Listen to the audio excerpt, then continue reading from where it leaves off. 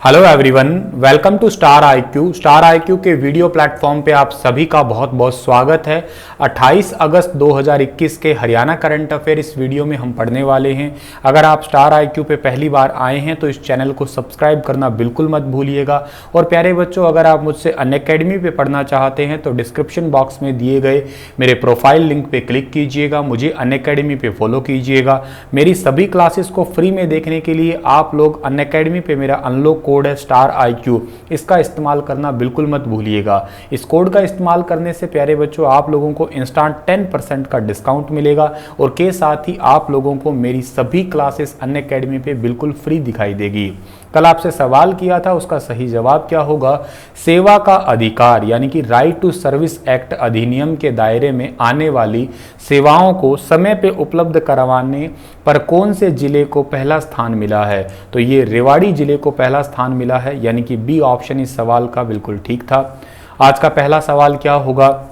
मुख्यमंत्री मनोहर लाल ने हाल ही में हरियाणा के कितने जिलों को 7 परियोजनाओं की सौगात दी है? तो अभी हाल ही में हरियाणा के मुख्यमंत्री मनोहर लाल खट्टर जी ने हरियाणा के 7 जो परियोजना हैं, इन 7 परियोजनाओं के लिए 6 जिलों को सौगात दी है, यानी कि डी ऑप्शन सही रहेगा इसका हमारा। एक्चुअली एक हाई परचेसिंग लैंड कमेटी बैठी थी और 6 जिलों को जो है ना 7 परियोजनाओं की सौगात मिली है। ये 7 परियोजना कौन कौन सी है देखिएगा। इसके तहत 172 करोड़ रुपए की लागत से लगभग 311 एकड़ भूमि की तो खरीद की जाएगी। ये high power land purchase committee की बैठक में पहला फैसला।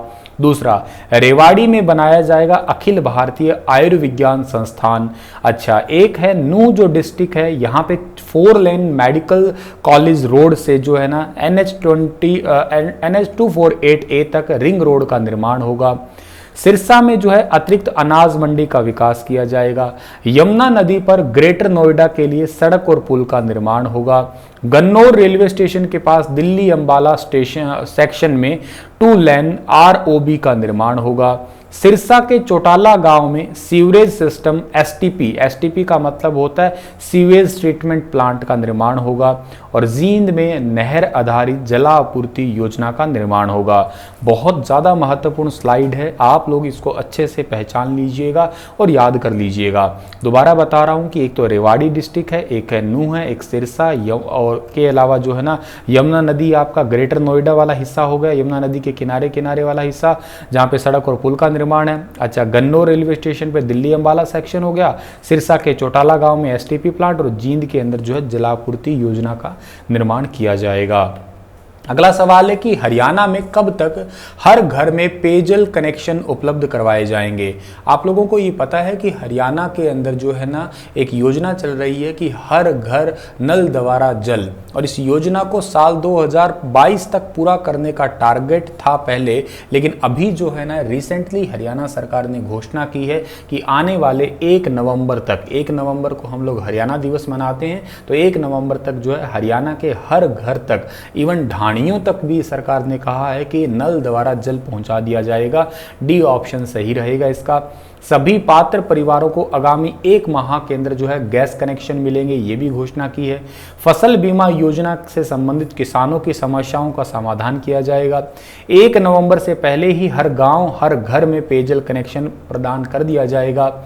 जल जीवन मिशन के तहत जो है ना ढाणियों के अंदर भी कवर किया जाएगा। ये आपका हर घर में नल द्वारा जल। स्कूल स्टाफ के लिए स्पेशल कोविड वैक्सीनेशन कैंप का आयोजन होगा और वृद्धावस्था पेंशन के लिए नए ग्राम सचिवालयों में CSC का भी प्रावधान रखा जाएगा। दिशा कमेटी की स्टेट लेवल बैठक में ये अहम फैसले लिए गए हैं अभी रिसेंटली। अगेन दूसरा क्वेश्चन भी वेरी वेरी इंपॉर्टेंट है, यहाँ से आपको आने वाले पेपरों के अंदर कई सारे सवाल देखने को मिल सकते हैं। अगला सवाल क्या हो सर कि हरियाणा में किस सेवा के माध्यम से मरीजों को ऑनलाइन परामर्श जो है वो चिकित्सक देंगे? ऑनलाइन परामर्श देने के लिए एक योजना है, इसका नाम है ई संजीवनी योजना। ई संजीवनी का मतलब है कि ई संजीवनी OPD में मरीजों को ऑनलाइन परामर्श दिए जाएंगे। कोई भी व्यक्ति घर बैठे जो है ना डॉक्टर से बातचीत कर सकता है। हरियाणा के 22 के 22 जिलों के अंदर ऐसी सुविधा होगी और इसके लिए अलग से शेड्यूल जो है जारी किया गया है स्वास्थ्य विभाग की तरफ से। ठीक है डियर। तो ये बेसिकली कोरोना संक्रमण को रोकने के लिए स्वास्थ्य विभाग ने जो है ई संजीवनी ओपीडी दोबारा से शुरू की है और इस बार जो है ना पूरा सप्ताह नहीं बल्कि एक दिन ओपीडी लगेगी, ठीक है ना। और इसके लिए हरियाणा के 22 जिलों का शेड्यूल जारी किया गया है स्पेशली। तो ये 24 घंटे की ई संजीवनी एप्लीकेशन जो है या ई संजीवनी ओपीडी जो है इसे लागू किया गया है, ठीक है ना, हर एक ज़िले के अंदर अंदर। तो इस बात को आप याद रखना, ई संजीवनी एप्लीकेशन के माध्यम से जो है ना परामर्श लिया जा सकेगा। एक ई पशु चिकित्सा सेवा है, उसे हरियाणा के नारनौल से शुरू किया गया है। ये बात भी आप याद कर सकते हैं, जो कि थोड़ी सी इंपॉर्टेंट भी है यहाँ पे। अगला सवाल है कि हरियाणा सरकार ने वैधानिक समिति का गठन किया है, इस समिति के सचिव के रूप में कौन जो है ना वो कार्य करने वाले हैं। तो एक भाई रिसेंटली हरियाणा सरकार ने एक वैधानिक समिति बनाई है और इस वैधानिक समिति को जो है ना, इस वैधानिक समिति के सचिव है हरियाणा के मुख्य सचिव। वर्तमान में मुख्य सचिव का नाम है विजय वर्धन, इस बात को याद रखिएगा, ठीक है ना। विजय वर्धन वर्तमान में सचिव हैं और जो इस समिति के वैधानिक अध्यक्ष या सचिव है वर्तमान के अंदर। हरियाणा सरकार ने जो है ना मुख्यमंत्री मनोहर लाल की अध्यक्षता में वैधानिक समिति का गठन किया है। तो अगर आपसे पूछा जाए कि इस वैधानिक समिति का अध्यक्ष किसे बनाया गया है, तो आप कहेंगे खुद सीएम ही इस समिति के अध्यक्ष है।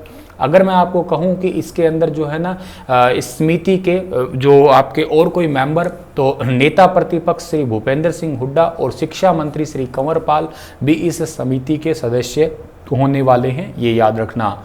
इस समिति को राज्य सूचना आयोग हरियाणा में 2 राज्य सूचना आयुक्त की नियुक्ति के लिए नामों की सिफारिश भी करेगी। मतलब हरियाणा राज्य सूचना आयोग भी इसके अंदर इन्वॉल्व है, वैधानिक समिति है, ये याद रखिएगा, ठीक है।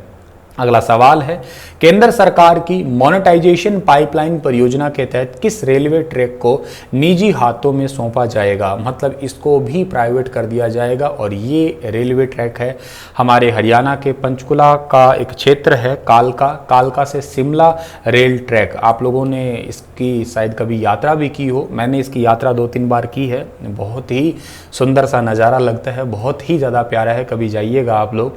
ये एक टॉय ट्रेन है, ठीक है ना, इसे यूनेस्को वर्ल्ड हेरिटेज के अंदर भी शामिल किया जा चुका है। ये बहुत पुरानी रेलवे ट्रैक है। एक्चुअली देखिएगा, रेलवे के विश्व धरोहर कालका शिमला रेल ट्रैक को आमदनी अठन्नी और खर्चा रुपया साबित होने के चलते सरकार ऐसा कर रही है। इस ऐतिहासिक रेलवे ट्रैक को प्राइवेट हाथों में सौंप दिया जाएगा और ये 244 किलोमीटर रूट का निजीकरण कर दिया जाएगा पूरे भारत के अंदर, ठीक है ना। इसके अंदर कौन कौन से शामिल है आपको मैं बताता हूँ। एक तो अंबाला रेल मंडल का है कालका शिमला रेल ट्रैक, एक बंगाल का सिलीगुड़ी दार्जिलिंग, और एक है तमिलनाडु का नीलगिरी, महाराष्ट्र का एक है नेरल माथेरान ट्रैक। ये चारों ही ट्रैक प्रकृति की गोद में है और टूरिस्ट का एक बहुत ही आकर्षक का केंद्र है। इन चारों को ही जो है ना, मतलब टोटल 244 किलोमीटर जो है ना नैरो गेज, इनको अब सरकार प्राइवेट करने जा रही है, इसको याद कर लेना आप लोग। इस मोनेटाइजेशन योजना के तहत केंद्र सरकार ये फैसला ले रही है। 1903 से जो है ना रेलगाड़ी दौड़ रही है इस पे, जिसका सालाना खर्च जो है ना तकरीबन 35 करोड़ रुपए है, जबकि आमदनी 10 करोड़ के आसपास ही है और कर्मचारियों के वेतन और अन्य पे लगभग 35 करोड़ खर्च आता है। तो ये एक बहुत ही टास्क वाली बात है, ठीक है ना। कालका से शिमला के बीच में 18 स्टेशन है, इसके कारण इंजीनियर, ऑपरेटिंग और अन्य टाइप के कर्मचारी विभाग यहाँ पे अच्छी खासी संख्या के अंदर है।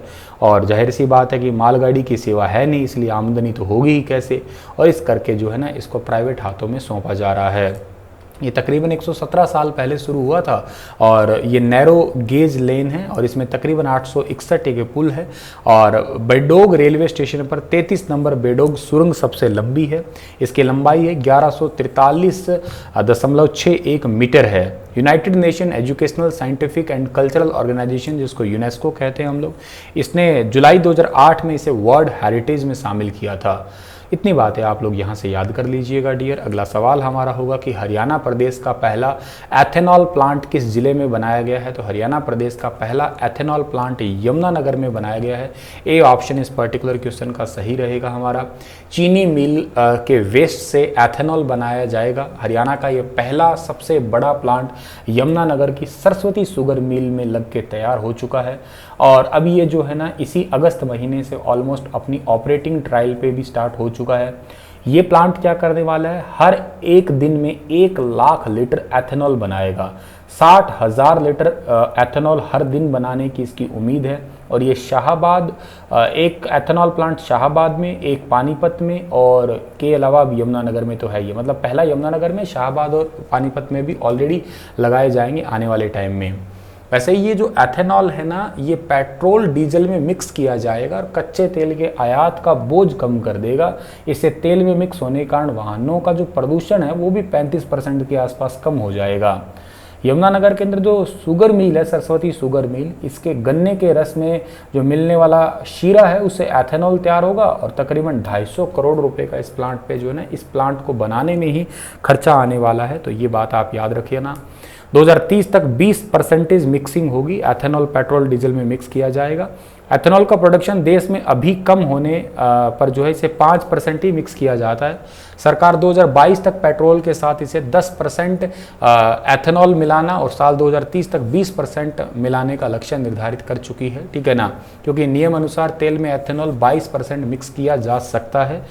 और एक्सपर्ट की अगर माने तो एथेनॉल मिलाने पर पेट्रोल की ज्वलनशीलता बनी रहती है, ऑक्टेन वैल्यू 2.5% और ऑक्सीजन की क्षमता 3% बढ़ जाती है। इससे पेट्रोल इंजन में 100% जलता है और निकलने वाला धुआं भी 35% कम हो जाता है। यहाँ से हरियाणा के किस गांव से लोगों को हरियाणा सरकार सुप्रीम कोर्ट के आदेश के मुताबिक हटा रही है? यहाँ से तो सुप्रीम कोर्ट के आदेश के मुताबिक हरियाणा सरकार जो है ना हटा रही है। ये गांव है खोरी गांव, ये अरावली क्षेत्र का गांव है। फरीदाबाद के आयुक्त जो है ना, उन्होंने इसके अभी रिसेंटली आदेश दिए हैं। फरीदाबाद जिले के उपायुक्त हैं, उनका नाम है यशपाल यादव। उन्होंने खोरी क्षेत्र में जो अतिक्रमण हो रहा है, ये अरावली वन क्षेत्र का हिस्सा है और पंजाब भूमि संरक्षण अधिनियम 1900 के तहत ये जमीन जो है यहाँ पे अतिक्रमण नहीं होना चाहिए, ठीक है ना।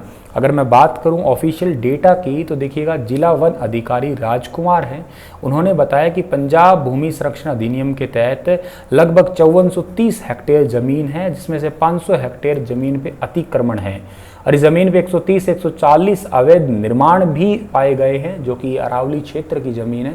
इस करके सुप्रीम कोर्ट ने तुरंत प्रभाव से अभी 23 अगस्त को हटाने का जो है ना वो आदेश जारी किया है। सुप्रीम कोर्ट के मुख्य न्यायाधीश का नाम एन.वी. रमणा है, ये भी याद रखना आप लोग। उच्चतम न्यायालय जिसको कहते हैं हम लोग, उच्चतम न्यायालय ना कि उच्च न्यायालय, ठीक है। चलिए इसी के साथ इस लेक्चर को समाप्त करता हूं। आप लोगों के लिए सवाल है कि हरियाणा में बच्चों व महिलाओं के पोषण स्तर को सुधारने के लिए राष्ट्रीय पोषण माह कब से कब तक मनाया जाएगा? बहुत ही प्यारा सा सवाल है, विस्तार से बताइए इसके बारे में। कल फिर हाजिर होऊंगा लेटेस्ट अपडेट के साथ में। तब तक आप अपना ख्याल रखिएगा, हंसते रहिएगा, मुस्कुराते रहिएगा। Thank you so much. और स्टार IQ चैनल से जुड़े अवश्य रहिएगा।